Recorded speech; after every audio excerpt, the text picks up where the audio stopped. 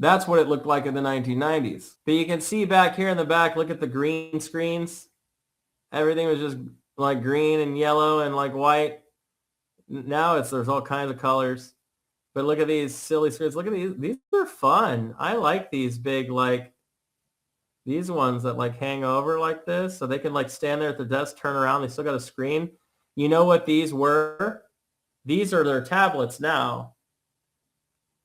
Right? So they used to be able to just stand there and they would be able to see their stuff. Well, now they don't have these, right? They don't need them, right? When they're standing now, they have tablets. They got little tablets. You know, they have screens here, but when they're standing around talking to everybody, they have a tablet. So they don't have all of the different things like hanging out in the way like they used to. That's pretty fun, right?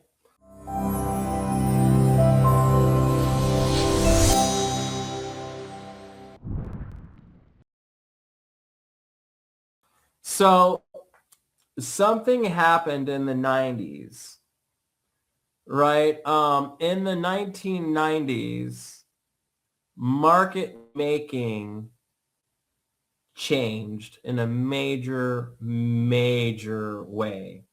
Quants happened, right? We had quantitative computing begin, right? It's still what's going on today.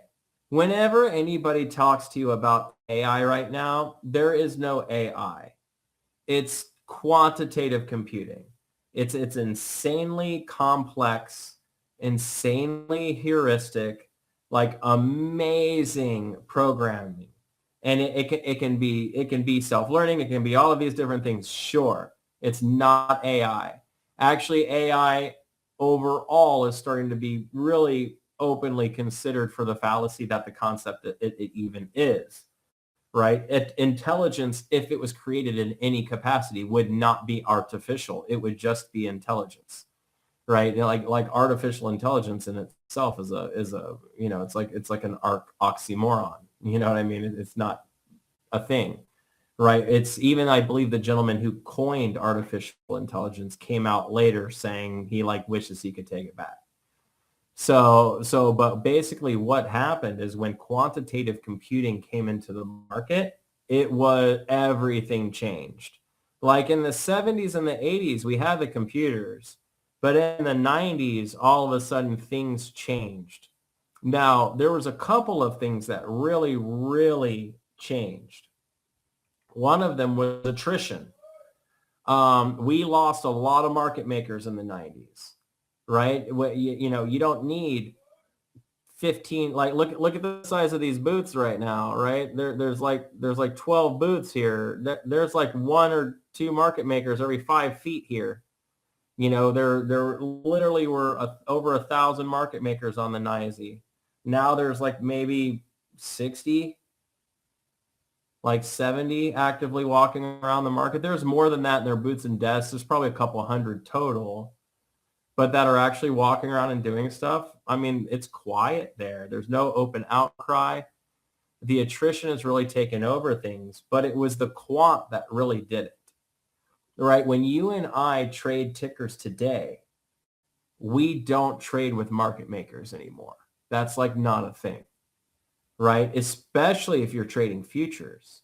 But really, if you're trading anything NASDAQ listed, right? And it's because that's already known.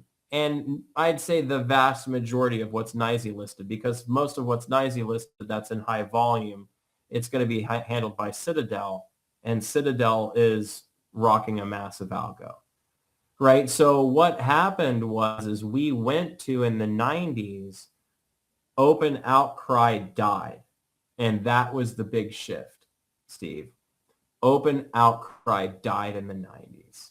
You're no longer, everything got forced into the computers. They actually made a rule that said you're no longer allowed to verbally transact orders, right? Every single one has to be put in. And then that's when retail gained access to the market, right? It was the 90s and then into the 2000s. We had the big pop that hit in the 2000s, especially in options, right? Options specialists really started rocking, and then into the 10s. And then, of course, COVID, oh my God, brought the retail explosion, right? So we really started changing things around. One of the things that changed was it was no longer possible for any one person or group of people to watch the orders on this rough tape, basically, or on this rough DOM and make decisions.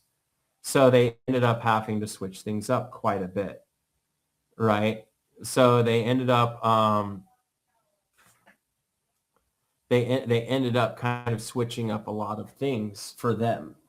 Hello, Market Alchemists, and thank you for watching this video. We hope you enjoyed it. Please make sure to watch the next episode, and before doing so, like and subscribe.